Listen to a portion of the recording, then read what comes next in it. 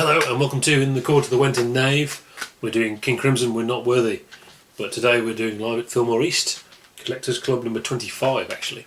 But chronologically it goes after Live at the Marquee, sort of. 21st and 22nd of November. So this is early on in the American tour. So like I said, it's 2 nights, so it is actually 2 little snippets of concert. Incomplete, sadly, but good performances. I get the impression this was the American tour where they sort of scared all the hippies. You know, all the hippies were sort of on drugs and expecting nice, light, folky stuff, and got this terrifying heavy band. Apparently they were having the problems with the out-of-tune mellotron, that when they plugged everything in, volume went up, the voltage went down, and the mellotron played at a different speed, and everything went out of tune. Doesn't seem to be at these gigs, but there's no I Took the Wind, which sounds like where they had the most problem for whatever reason.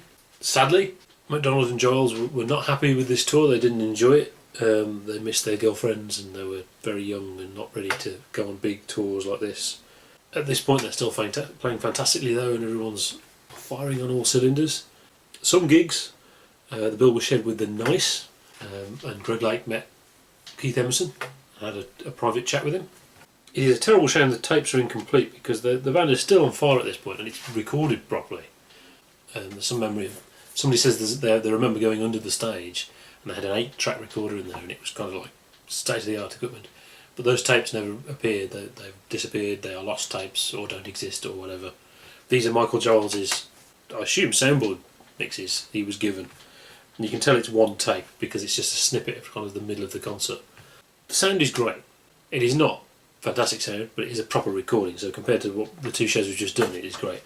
I think it suits the music, it suits the atmosphere of the sort of this frightening band from 1969. It's a shame it's an edit.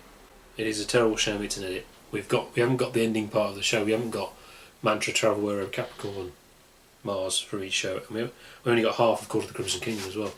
Strangely, the Court of the Crimson King, which they open with, cuts in halfway through in exactly the same point on both shows. So it's like someone had one tape and they thought that's what they'd do to get the most of the show they could. So yeah, we start with November the 21st, 1969. We've got the Court of the Crimson King.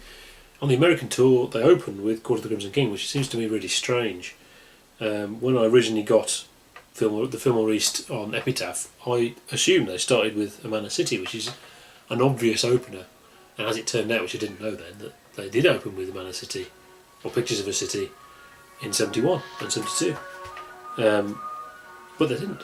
And I don't think Court of the Crimson King is an opener, really. It's almost an encore. I mean, maybe after Mars they should play it, or maybe before Mantra, at the sort of denouement of the concert. But that's funny, that. It's probably a great version, but we've only got half of it anyway.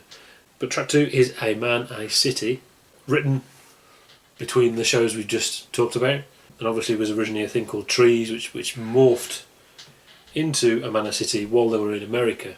They wrote the lyrics about how horrible cities are, actually.